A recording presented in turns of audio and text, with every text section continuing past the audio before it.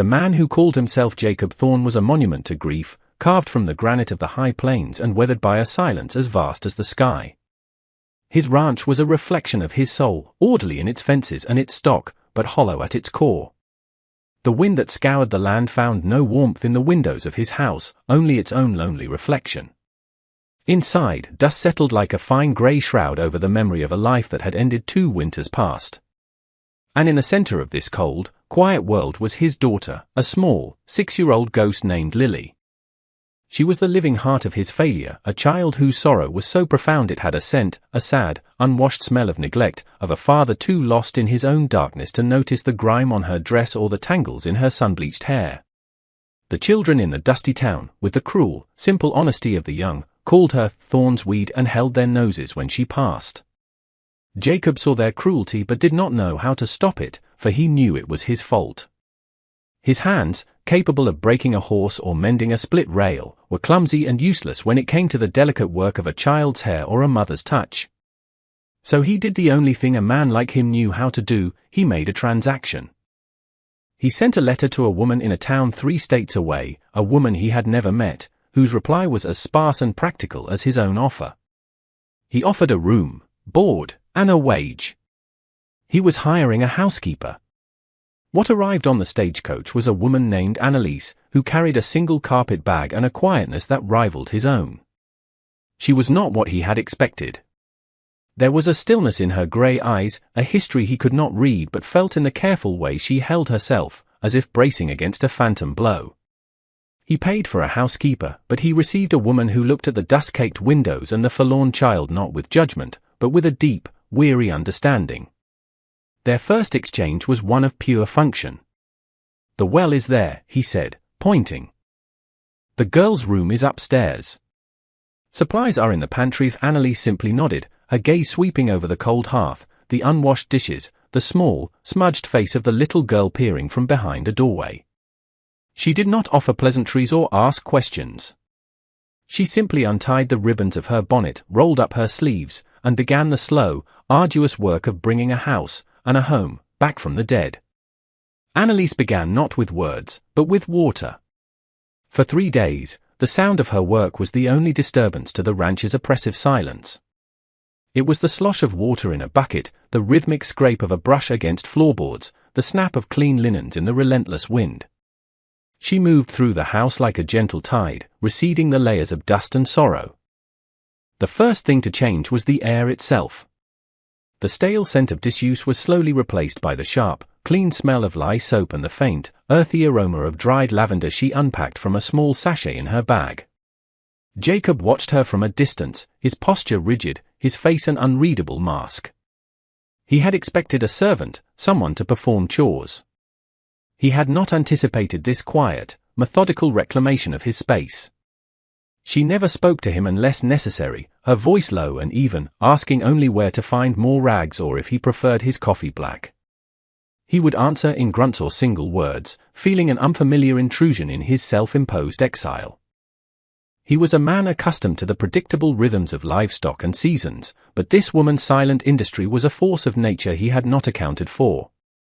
She mended Lily's torn dress with stitches so fine they were nearly invisible.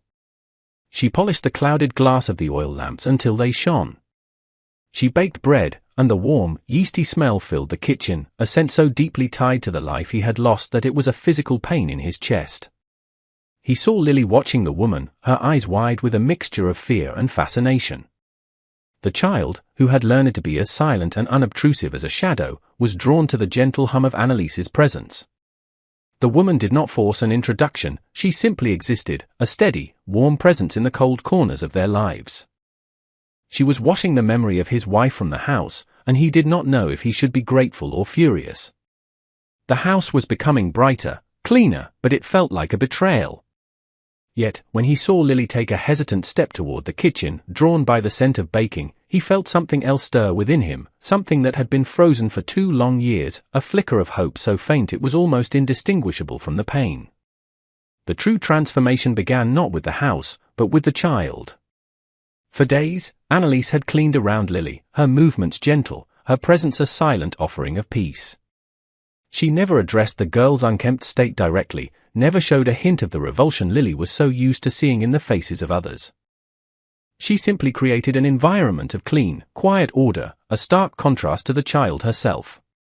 Then, on the fourth day, as the afternoon sun cast long shadows across the newly scrubbed porch, Annalise approached the girl. Lily flinched, expecting a reprimand, a harsh hand. Instead, Annalise knelt, her eyes level with the child's. "I brought something up from the creek," she said, her voice as soft as creek water over smooth stones. She held out her hand. In her palm lay a sprig of wild mint and a pale, lacy blossom of yarrow. Lily stared, mesmerized. No one had offered her a flower before. "They smell like sunshine," Annalise whispered. "I thought we could put them in your bath." She did not say, "You need a bath. You smell." She said, "We." An act of shared purpose, not of correction. Later, in the warm kitchen, a large copper tub steamed with water heated on the stove. Annalise crumbled the herbs into the water, and a fragrant, clean scent rose to fill the room, chasing away the last vestiges of staleness. Jacob stood in the shadows of the barn, watching through the kitchen window, his heart a tight, painful knot in his chest. He saw Annalise gently unbutton Lily's grimy dress. He saw the child's thin shoulders, the visible map of her ribs. He saw her hesitate, then step into the water, a gasp of warmth escaping her lips. He watched as Annalise took a soft cloth and, with a tenderness that felt sacred, began to wash his daughter. She washed the dust from her skin, the grime from beneath her fingernails, the sorrow from her tangled hair. She worked with a reverent patience, her hands communicating a language of care that Jacob had long forgotten. As she rinsed Lily's hair, the water running brown, it felt to Jacob like a baptism, a washing away of his own profound neglect. When it was done, Annalise wrapped the child in a thick, worn blanket that she had aired in the sun all day. Lily, clean for the first time in memory, her skin pink and smelling of mint and yarrow, leaned her head against Annalise's shoulder and closed her eyes. It was a gesture of absolute trust, a surrender. From the darkness of the barn, Jacob Thorne finally let out the breath he had been holding for 2 years, and it came out as a ragged, silent sob. In the weeks that followed, a fragile routine began to form, weaving the three of them into a semblance of a family. The house was no longer silent, it was quiet. There was a difference. The silence had been an absence, a void. The quiet was a presence, a space filled with the soft sounds of life, the snip of Annalise's scissors as she mended, the whisper of a broom on the floor, the small, humming songs Lily now sang to herself as she played with a set of wooden blocks Annalise had found and cleaned. Lily, once a ghost in her own home, was its new center of gravity. She followed Annalise everywhere, a clean, bright shadow. Her hair, now brushed daily and tied with a simple ribbon, shone like spun gold in the lamplight. She began to speak more, her voice still hesitant, but losing its fearful edge. The change in the child was a constant, unspoken testament to the woman's influence.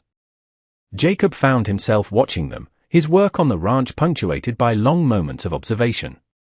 He saw Annalise teaching Lily how to knead dough, her small hands covered in flour.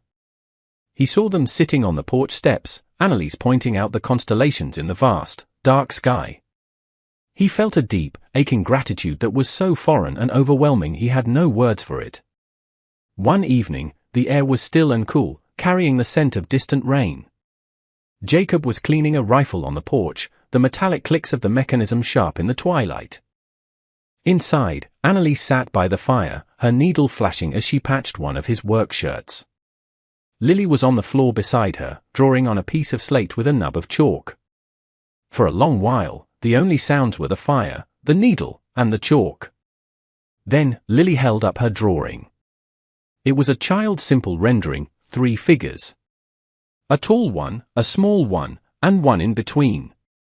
They were all holding hands beneath a crudely drawn sun with beaming rays.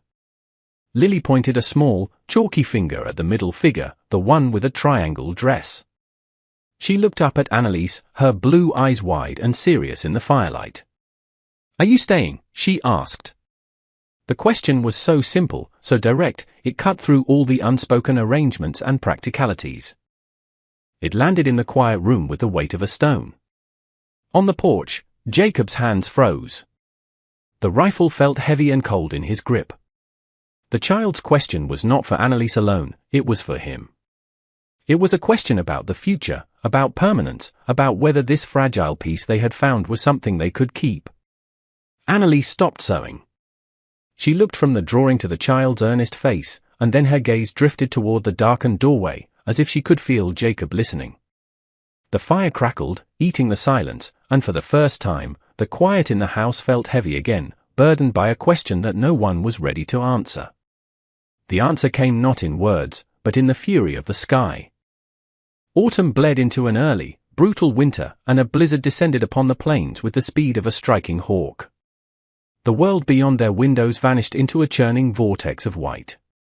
The wind shrieked like a banshee, clawing at the house, rattling the window panes, and piling snow in monstrous drifts against the doors. They were sealed in, an island in a sea of frozen chaos. For 2 days, they existed in the warm, lamplit bubble of the house, the storm a distant roar.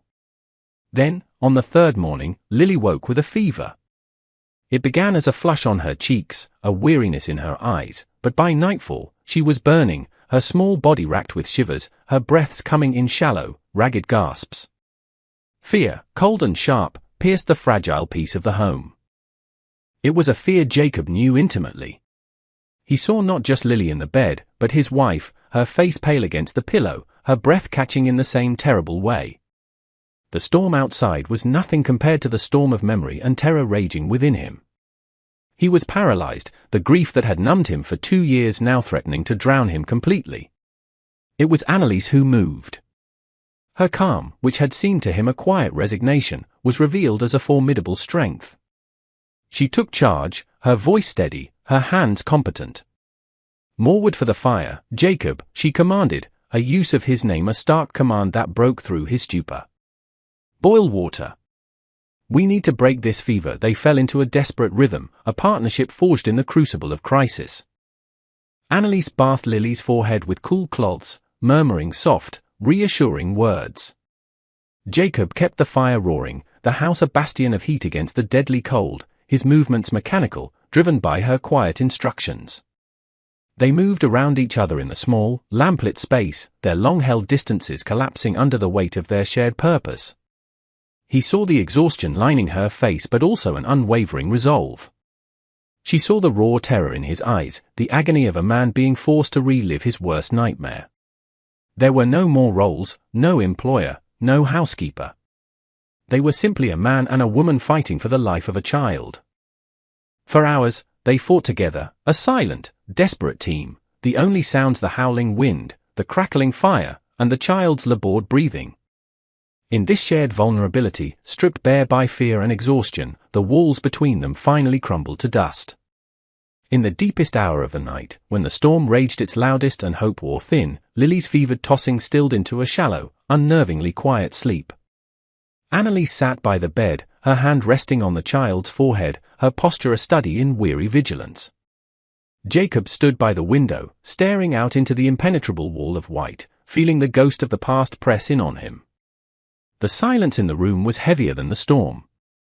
It was a storm like this, he said, his voice a raw, broken thing he hardly recognized. He did not turn from the window. The doctor couldn't get through. I was alone with her. He didn't need to say his wife's name. Her presence filled the room. She burned just like this. I held her hand, and then she was gone. I was supposed to protect her.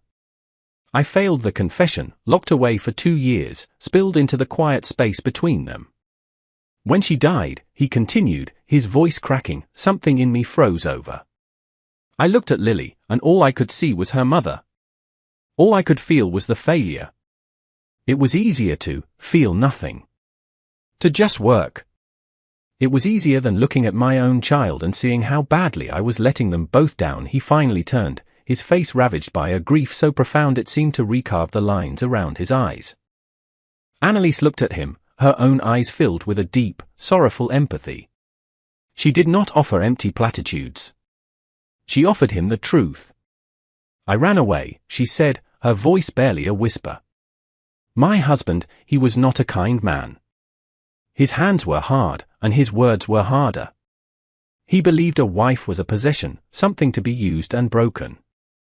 The final time he raised his hand to me, I saw that if I stayed, I would end up just like my mother, a woman erased by a man's rage.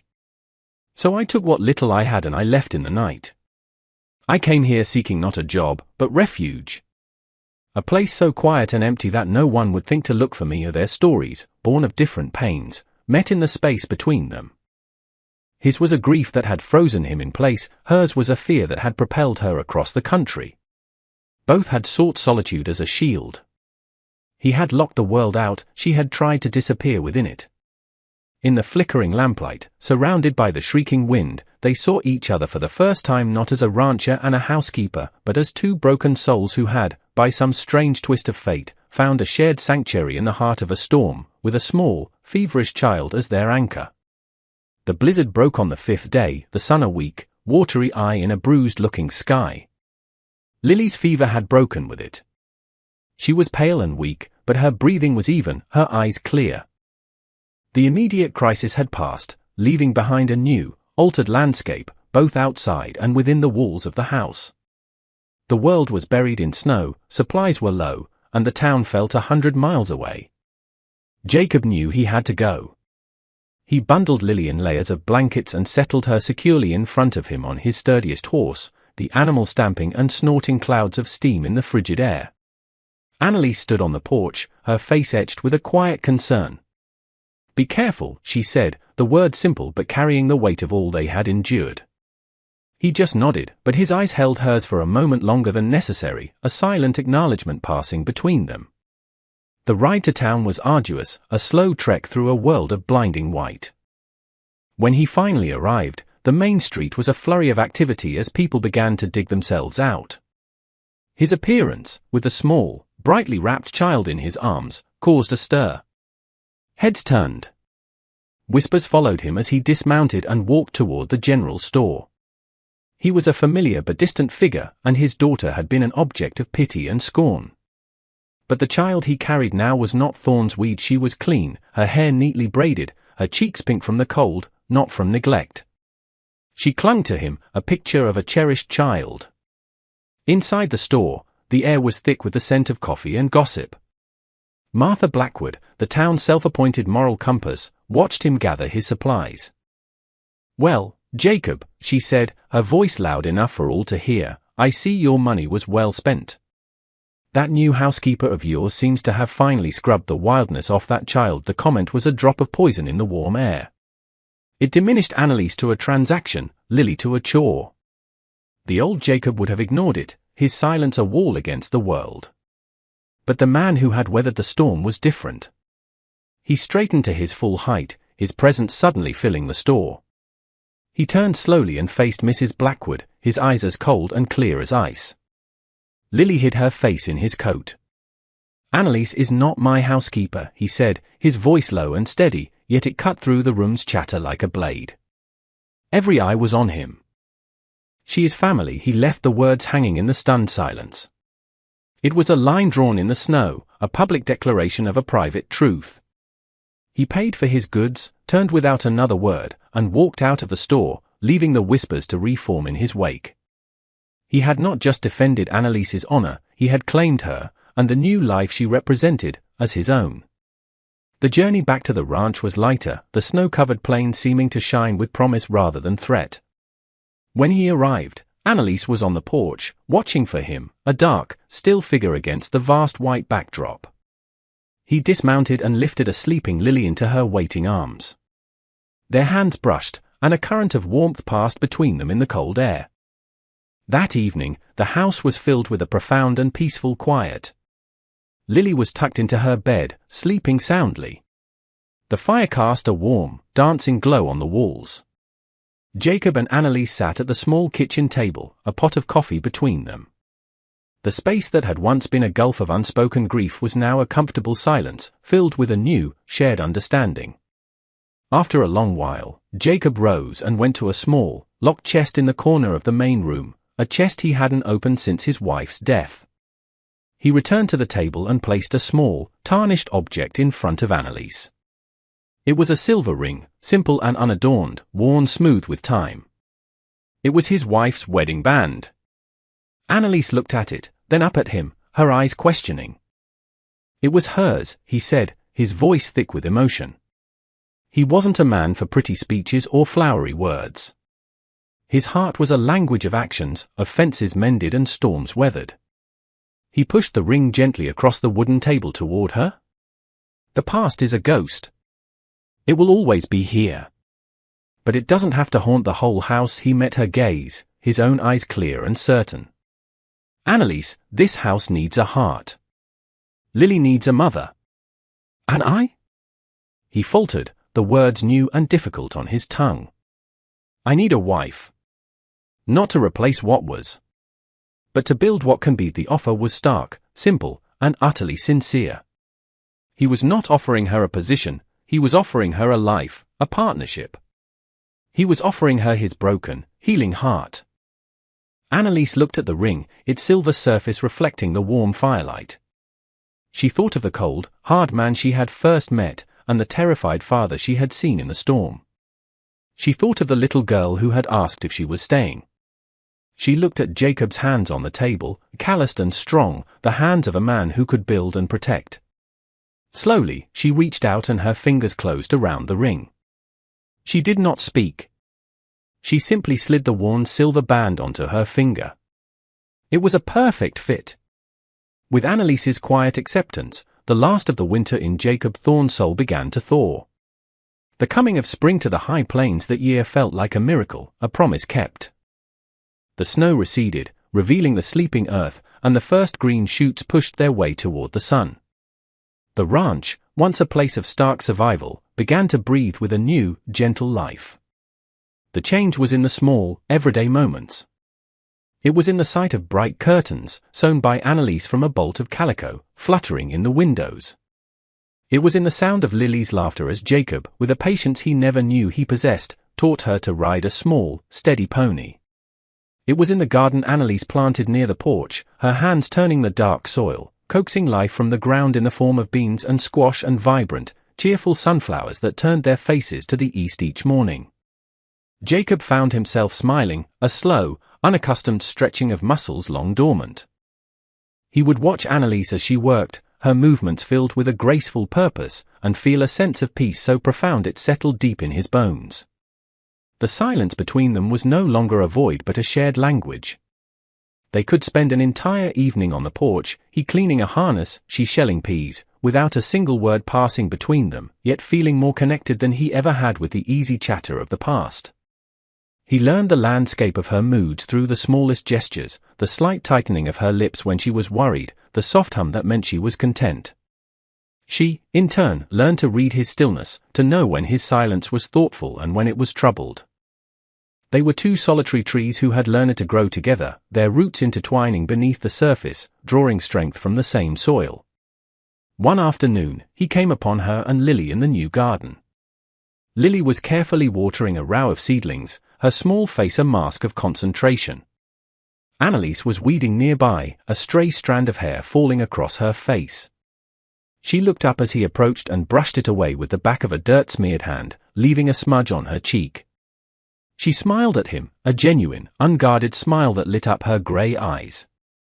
In that simple, domestic moment, the warm sun, the smell of the earth, the sight of his daughter thriving and the woman he loved smiling at him, Jacob felt the last of the ice around his heart crack and melt away, leaving not a scar, but fertile ground for a new life to grow.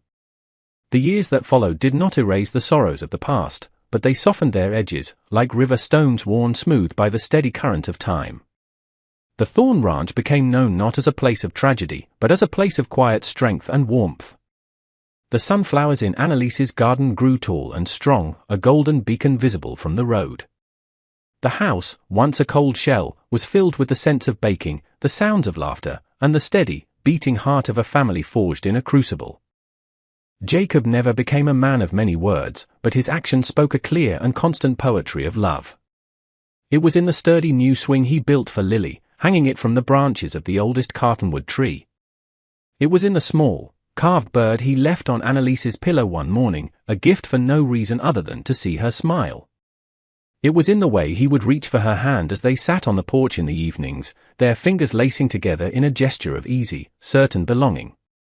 Lily grew from a timid weed into a bright, confident flower, her roots sunk deep in the certainty of being loved. The shunned, silent child was gone, replaced by a girl with her father's resilience and her mother's gentle spirit. The past remained a part of their story, a somber chapter that gave depth and meaning to the peace they now enjoyed. Sometimes, on a winter's night when the wind howled with the voice of the storm, Jacob would look across the warm room at Annalise and Lily, their heads bent together over a book, and he would feel a surge of gratitude so fierce it was almost painful. He had paid for a housekeeper to bring order to his home, but fate had sent him a woman who brought grace to his soul. He had sought to wash his child clean of neglect, and in doing so, had his own frozen heart cleansed by a love he never expected to feel again. He had learned that a home is not just a structure of wood and stone, but a shelter built from shared vulnerability and forgiveness. It is a quiet place where broken things can be mended, where silent sorrows can be heard, and where three solitary figures, sketched in chalk on a piece of slate, can become a family, holding hands forever beneath a warm and hopeful sun.